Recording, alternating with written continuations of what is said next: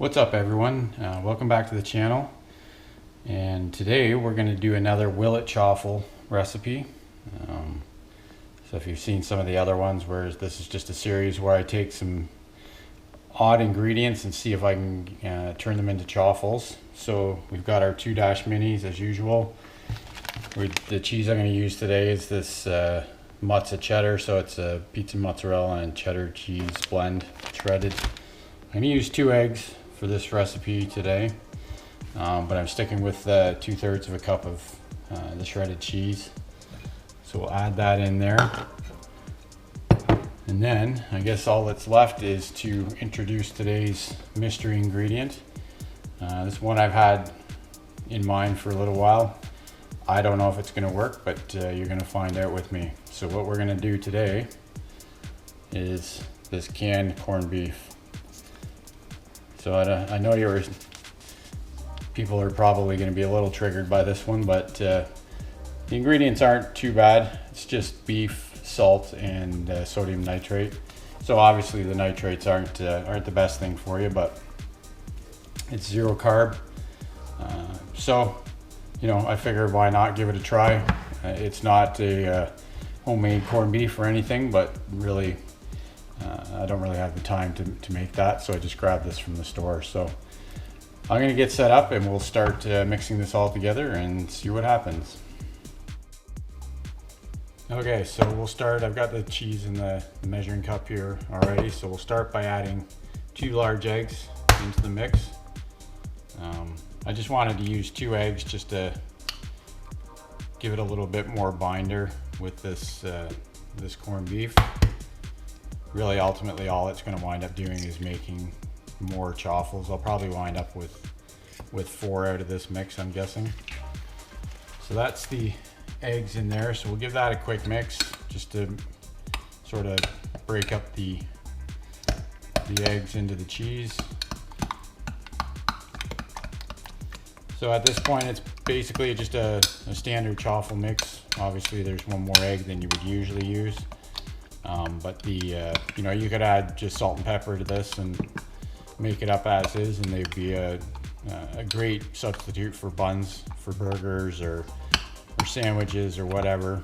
You can even make pretty good grilled cheese sandwiches using these as buns. So that's all mixed up.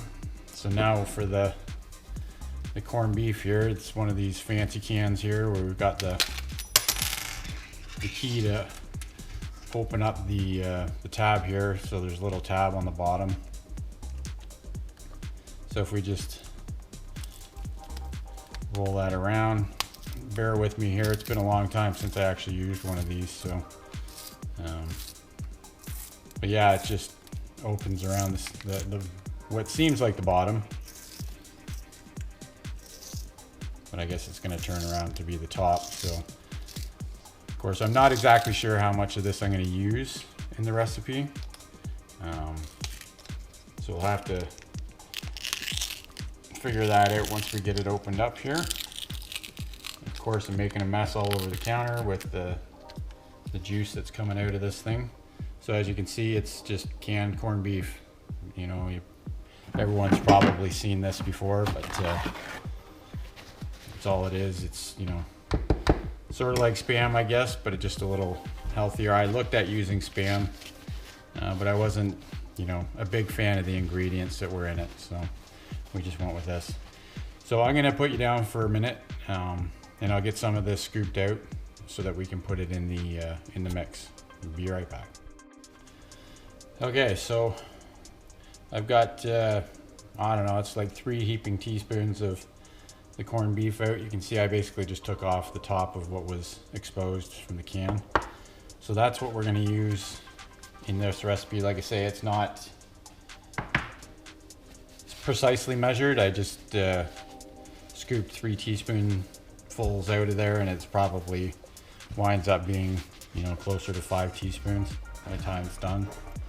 So what we're going to do is we're going to just chop this up a little bit because it is compressed, right? So we're gonna just loosen this up a little bit before we put it in the mix. And then we're just gonna go ahead and put it right in the cheese and egg mix here. So, and then we just need to give this a really good mix. I want to make sure that the corned beef is completely distributed in the mix, so we don't get too many, you know, clumps of it in the chaffles. And while we're doing that, I need to plug in the waffle irons here, get them warming up.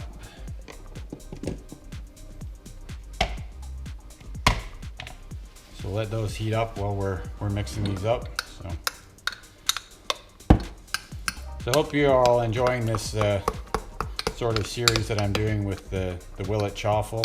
You know, I like trying to come up with new things, and you know, when it gets to ingredients like the corned beef, I think it's definitely not going to be something that other people are thinking about. So that's why I started this series. So I hope you're enjoying it.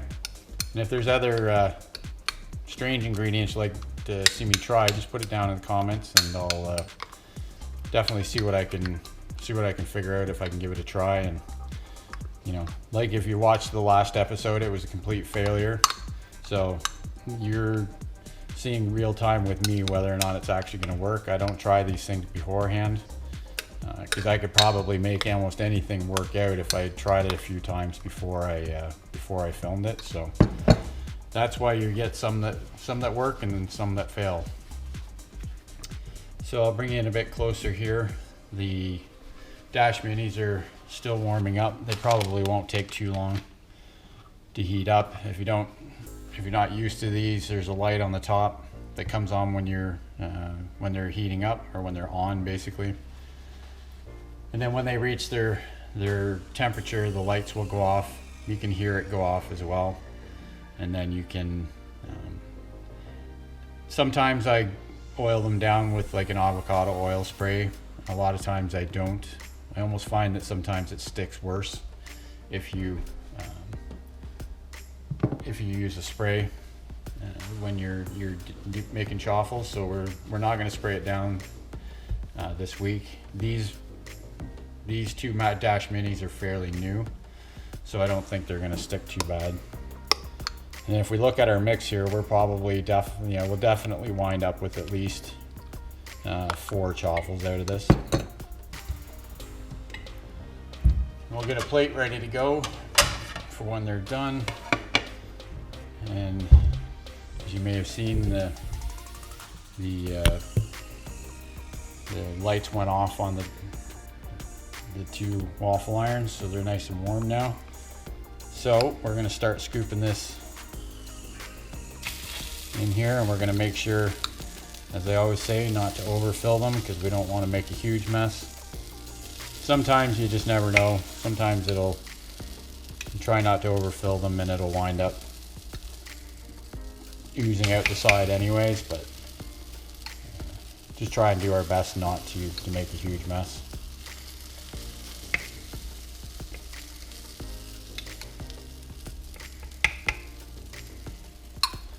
So that's probably good.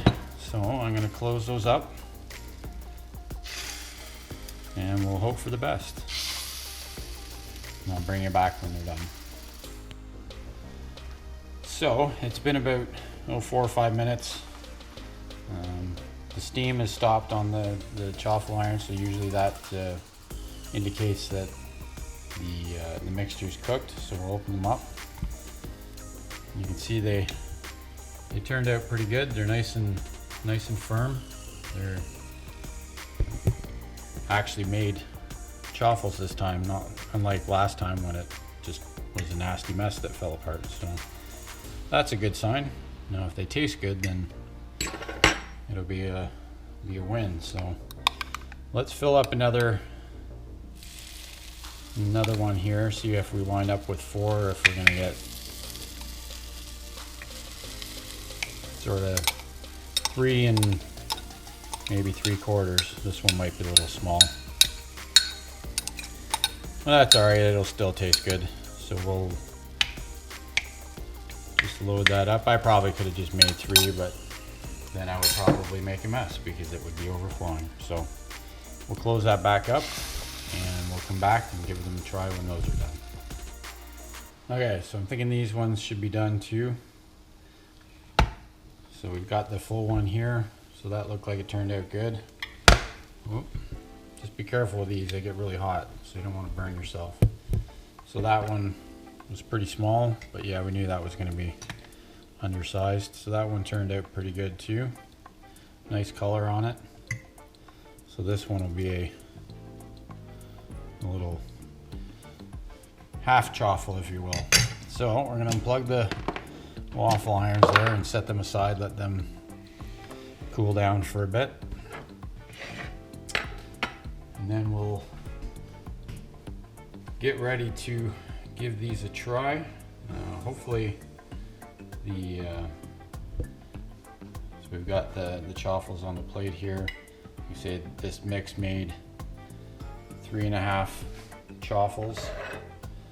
So we'll get our usual thumbnail picture, of course. And then we're going to turn the flash off because we don't need that. Real professional around here, you know. So, okay, so let's might as well just give it this little tiny sad looking one a try. Can't really smell it, but the corned beef doesn't have a huge, or isn't really that much of an odor to it. So we'll give this a try.